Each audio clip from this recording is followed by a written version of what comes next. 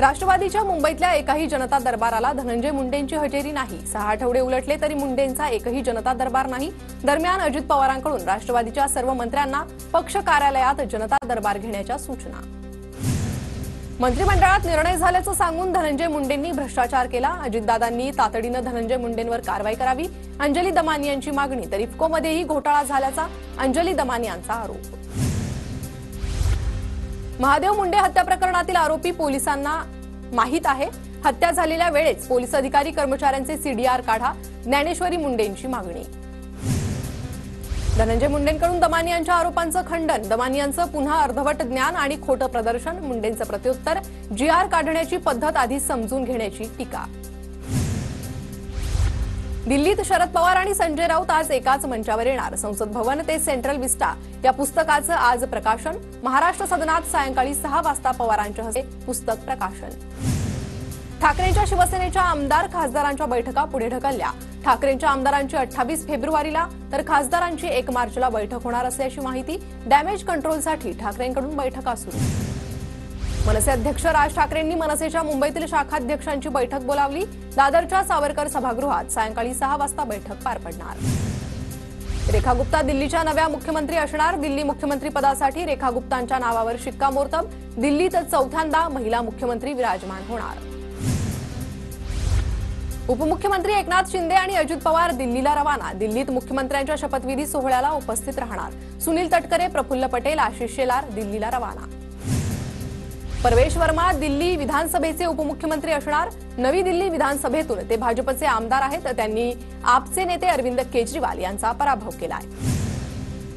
दिल्लीत मुख्यमंत्र्यांसह 6 मंत्री शपथ घेणार। आज रामलीला मैदानावर शपथविधी सोहळा पार पडणार। विजेंद्र गुप्ता दिल्ली विधानसभा अध्यक्ष असणार। विजेंद्र गुप्ता रोहिणी विधानसभेतून भाजपचे आमदार। राहुल सोलापूरकरच्या कोथरूडमधील घरासमोर पोलीस बंदोबस्त। गेल्या 16 दिवसांपासून पोलीस बंदोबस्त तैनात। सोलापूरकरवर गुन्हा दाखल न झाल्यानं आंदोलक पुन्हा आक्रमक होण्याची शक्यता। आमदार प्रवीण स्वामींना म्हणणं मांडण्यासाठी कोर्टाकडून 2 आठवड्यांची मुदतवाढ।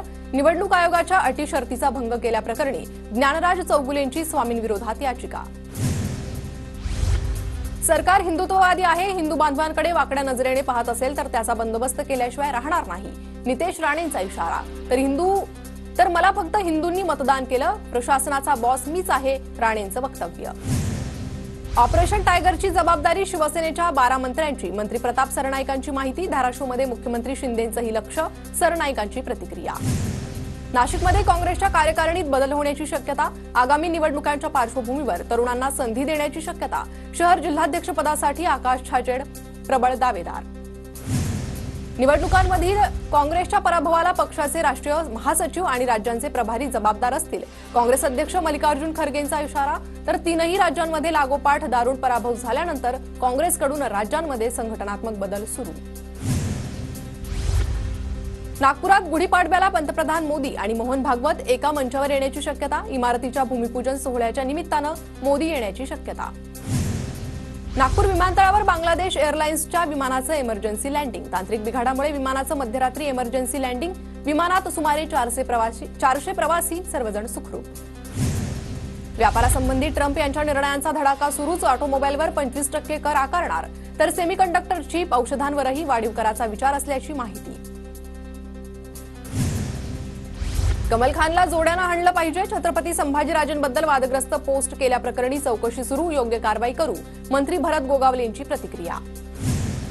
अशोक धोडींचं अपहरण आणि हत्या प्रकरणाला 1 महिना पूर्ण। मात्र पोलीस चौकीतून पसार झालेल्या मुख्य आरोपी मात्र अजूनही फरार। फरार आरोपींना अटक करण्यात पालघर पोलिसांना अपयश। पालघर जिल्हाधिकारी कार्यालयात मंत्री गणेश नाईकांचा जनता दरबार। नागरिकांच्या समस्यांचा निपटारा केला जाणार।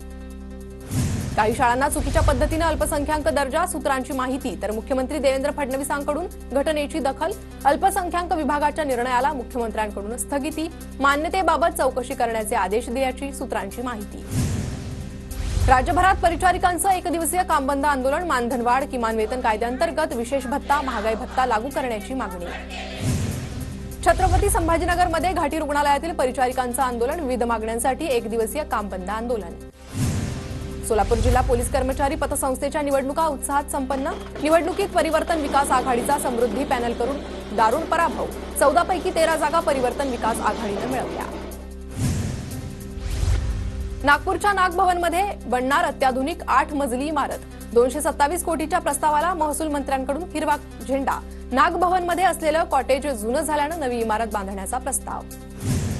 रायगड जिल्ह्यातील पेण सुधागड तालुक्यात भूकंपाचे सौम्य धक्के। तिलोरे गावात भूकंपाचे धक्के बसल्याची ग्रामस्थांची माहिती। पहाटे 3 वाजता धक्के जाणवल्याची माहिती। संत गजानन महाराजांचा आज 147वा प्रकट दिन सोहळा। राज्यभरातून शेकडो दिंड्या आज शेगावला दर्शनासाठी येणार, तर भक्तांचीही मोठी मांदियाळी असणार। श्री गजानन महाराजांच्या प्रकट दिनानिमित्त अकोलेकरांची पायी शेगाव वारी। 40 किलोमीटर पायी चालून गजानन महाराजांचं दर्शन घेणार। अमरावतीच्या दर्यापूरमध्ये तरुणीनं संत गजानन महाराजांची रांगोळी साकारली। रांगोळी पाहण्यासाठी नागरिकांची मोठी गर्दी।